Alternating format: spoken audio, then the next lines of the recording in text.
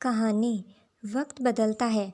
महेंद्र पाल ने पूजा को प्यार में धोखा दिया, लेकिन आज उसके ठाट बाट देखकर उसे खुद पर शर्म आ रही है। महेंद्र पाल जब भी खिड़की खोलकर दूर फैले आसमान की तरफ देखता, उसके दिलो दिमाग पर पूजा छा जाती। पछतावे की लकीरें उसके दिल पर लहराने लगती है। बेहतर ज़िंदगी की चाहत में इंसान ये क्यों भूल जाता है कि उसका अंतिम पड़ाव कैसा होगा और वो कहाँ तक पहुँचेगा। इंसान जो मिला है उसी से संतुष्ट क्यों नहीं होता। फिर वो अपनी पिछली ज़िंदगी की तस्वीरों को याद कर नम आँखों से दूर तक अपने अतीत में भटकने लगता है।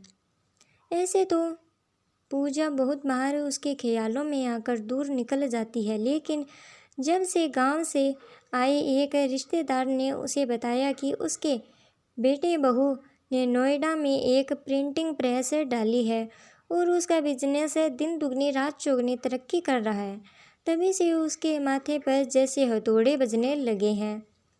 उस रिश्तेदार ने आगे बताया, अब तो उसके बेटे ने गांव में छोटा सा बंगला भी बनवा लिया है और पूजा बिल्कुल सेठानी की सी जिंदगी बिता रही है। आगे पीछे नौकर घूमते हैं, घर गृहस्थी बहू ने संभाल ली है। पूजा बस पूरा दिन पोते को खिलाती रहती है। उसे देखकर तो ऐसा लगता है जैसे वो अपने पुराने गम पूरी तरह भूल चुकी है। महेंद्र पाल सोचने लगा, बाबूजी के लिए मैं इतना बेगाना हो गया कि उन्होंने मुझे बिना बताए मेरे बेटे की शादी भी कर दी। बुलाना नहीं था तो न बुलाते, कम से कम बता तो देते। अम्मा के देहांत की खबर भी मुझे किसी दूसरे से पता चली। फिर उसने अपने मन को समझाने की कोशिश की। बाबूजी हेडमास्टर थे, इसीलिए अपना हर निर्णय बेहद दृढ़ता से लेते थे। देखा जाए तो वो खुद भी विरासत में मिले रिश्तों को कितना निभा पाया। सारा कसूर खुद उसी का तो है। यही सोचकर वो चुप रहा, यहाँ तक कि वो गांव की औरत पूजा तक से हार गया। इन्हीं बातों से उसका मन उदास था। वह अक्सर सोचता रहता कि ज़िंदगी में इतना ताम झाम करने के बाद भी उसे मिला ही क्या है। रिटायरमेंट के बाद इस डीडीए फ्लैट में 3 कमरों की ज़िंदगी और खिड़की से देखता हुआ आसमान, जिसमें वो राहत के पल ढूंढा करता है। कहने को तो ये उसका अपना फ्लैट है, पर इस दड़बे जैसी ज़िंदगी में उसने पाया क्या? घुटनों में गठिया का दर्द, डायबिटीज़ की बीमारी और अन्य अकेलापन। कहने को तो महेंद्र पाल की कितनी कहानियाँ प्रकाशित हो चुकी हैं। कई कहानियों की तो उसे प्रशंसा भी मिली, इतने सारे लेख भी छपे। एक मैगजीन का उसने संपादन भी किया। लेकिन अब जब उसकी उम्र 60 साल से ऊपर हो चली है और शरीर में शिथिलता सी आने लगी है, तब जी करता है कोई गरम चाय बनाकर पिलाए जैसे पूजा पिलाया करती थी। कोई उसके पैरों की मालिश करे जैसे पूजा करती थी। कोई प्यार के 2 शब्द बोल दे जैसे पूजा मुस्कुरा कर उसके सामने खड़ी हो जाती थी। लेकिन मन चाहा कहाँ मिलता है। अब जबकि उसे अपनी छोटी छोटी ज़रूरतों के लिए खुद उठना पड़ता है, तो उसके घुटनों में ज़्यादा दर्द होने लगता है।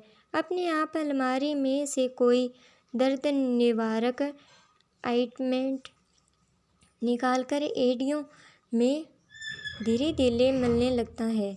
जवानी के जोश में वो जिन चीज़ों को छोड़ देना चाहता था, आज बुढ़ापे के दौर में उसे वो सब चीज़ें बेहतर याद आने लगी हैं।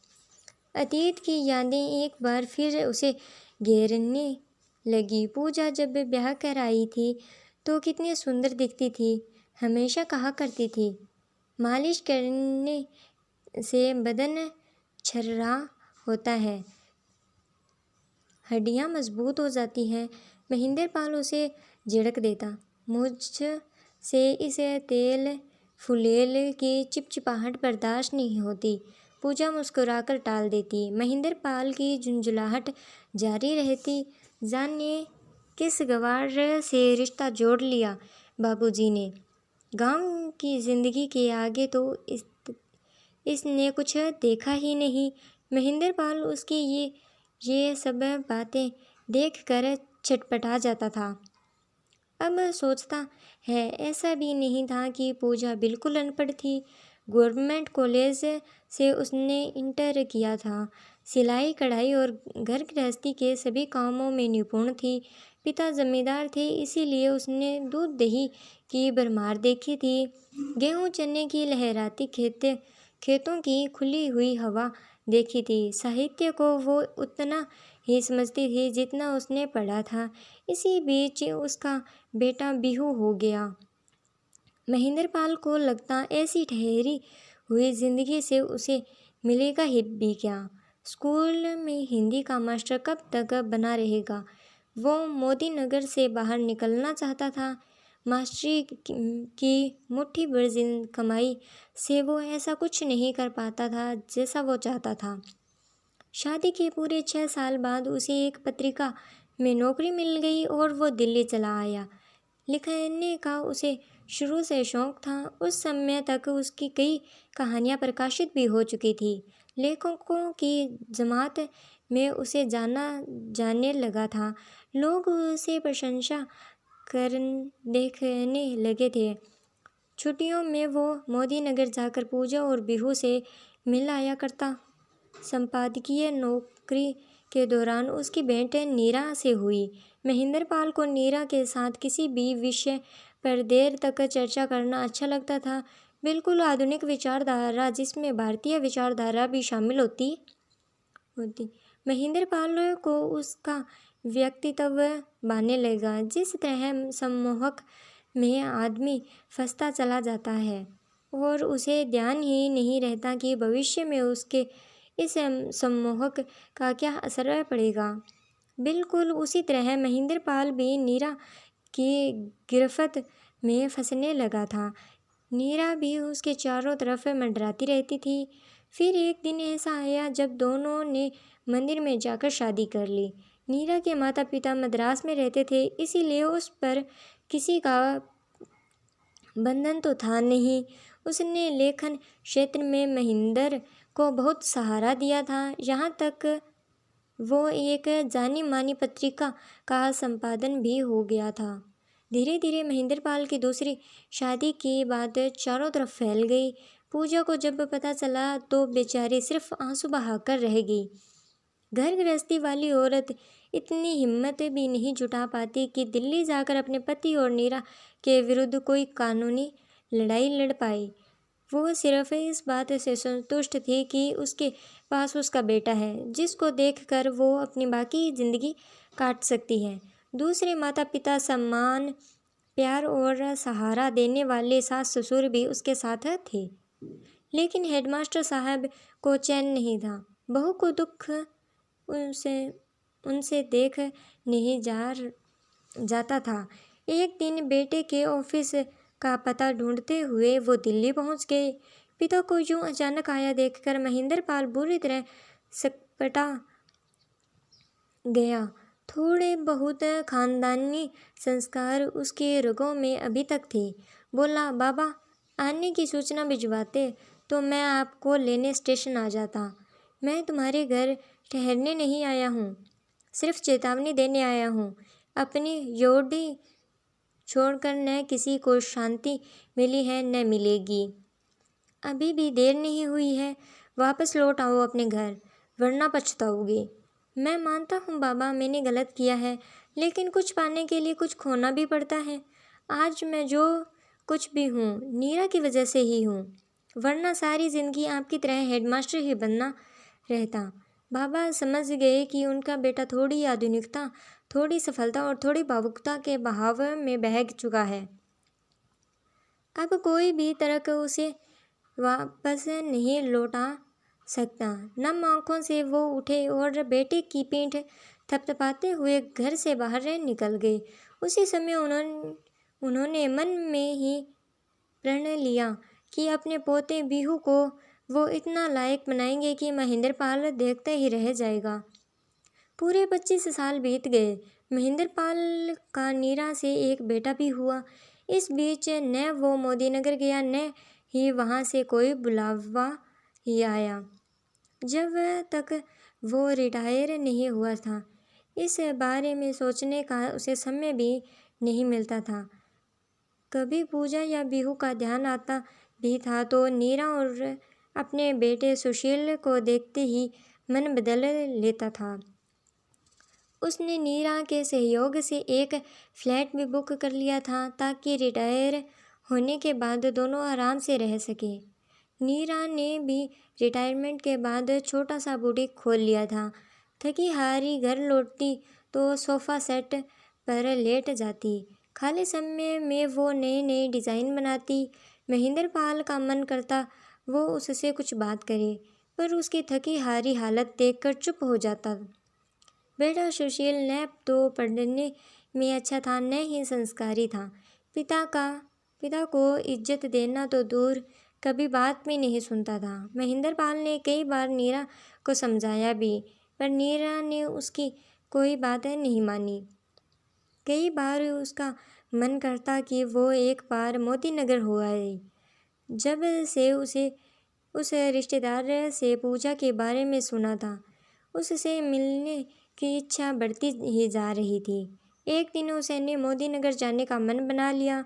नीरा से उसने झूठ बोला कि वो कुछ दिनों के लिए अपने दोस्त से मिलने कानपुर जा रहा है। मोदीनगर पहुंचकर उसे लगा जैसे वो किसी स्वर्ग में आ गया है। पत्ते पत्ते से उसकी पुरानी पहचान थी। यहाँ का खुलापन, सर्दियों की गुनगुनी धूप उसके शरीर को पुरजोर सुकून दे रही थी। बंगले में घुसते ही पूजा मिल गई। आंगन में लिटाकर वो पोते की मालिश कर रही थी। पोता किलकारियाँ मारकर हंस रहा था। चौके में बिहू की पत्नी खाना बना रही थी। तभी हृष्ट-पुष्ट से मास्टर जी अपने कमरे से निकलकर महेंद्रपाल के सामने आकर खड़े हो गए। उन्होंने अपनी बारीक आंखों से महेंद्रपाल को देखा, फिर पूजा और मुखातिब हुए। बिहू, यह महेंद्रपाल है।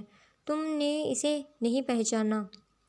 थोड़ी देर के लिए जैसे वक्त ठहर गया। महेंद्रपाल उसी में समाना चाह रहा था। थोड़ी देर के बाद बिहू भी आ गया। उसे देखते ही महेंद्रपाल की बाहें खिल गई। कितना समझदार, कितना गंभीर, एकदम संस्कारों से बंधा हुआ। उसके मन में आया कि सुशील को भी यही भेज दे। बिहू के विचार, उसके संस्कार और उसकी कर्मकठता जैसी भावनाएं देखकर हो सकता है कि वो भी बिहू की तरह हो जाए, लेकिन अब संभव नहीं था। महेंद्रपाल 4 दिन मोदीनगर में रहा। पूरे घर की व्यवस्था सुचारू रूप से चल रही थी। घर में बड़ों का मान सम्मान था। जिस पूजा को उसने अपनी नासमझी से नकारा था, आज वही अपना घर बनाने में कितनी समर्थ थी, उसे बार बार खुद पर ग्लानि होती है। 5वें दिन उसे नीरा और सुशील की चिंता सताने लगी। आखिर कब तक वो नीरा से झूठ बोलकर मोतीनगर में रह सकता था। धीरे धीरे पूजा का मोह उसके मन से सिमटने लगा था, लेकिन अब बहुत देर हो चुकी थी। उसने धीमे से बाबा से कहा, बाबा, अब मुझे वापस दिल्ली के लिए निकलना है। काफ़ी काम निपटाने हैं। हेडमास्टर साहब का चेहरा उतर गया। वो तो यही समझ रहे थे कि महेंद्रपाल सदा के लिए वापस लौट आया है। बूझे हुए स्वर में बोले, बेटा, आते रहना। मेरी पक्की हुई उम्र कब धोखा दे जाए और पूजा और बिहू अकेले रह जाए, नहीं मालूम। मन छोटा न करें बाबा, अब तो आना जाना लगा ही रहेगा। उधर बिहू अपने पिता को ऐसे देख रहा था जैसे वो कोई दूर का रिश्तेदार हो। बस धीमी गति से आगे बढ़ने लगी। शाम को धुंधला का चारों तरफ फैलने लगा। शरीर में असमर्थता सी उभर आई। सुशील का ध्यान आते ही मन में कसेलापन आने लगा। घुटनों में दर्द फिर होने लगा। फिर उसे अपना फ्लैट, अपना कमरा याद आया। वो फिर आसमान की तरफ देखने लगा, जहाँ रात और भी स्याह होने लगी थी। इंसान जो बोता है, काटता भी उसी को पड़ता है। बस यही सोचते सोचते उसने बस की खिड़की पर सर टिका दिया।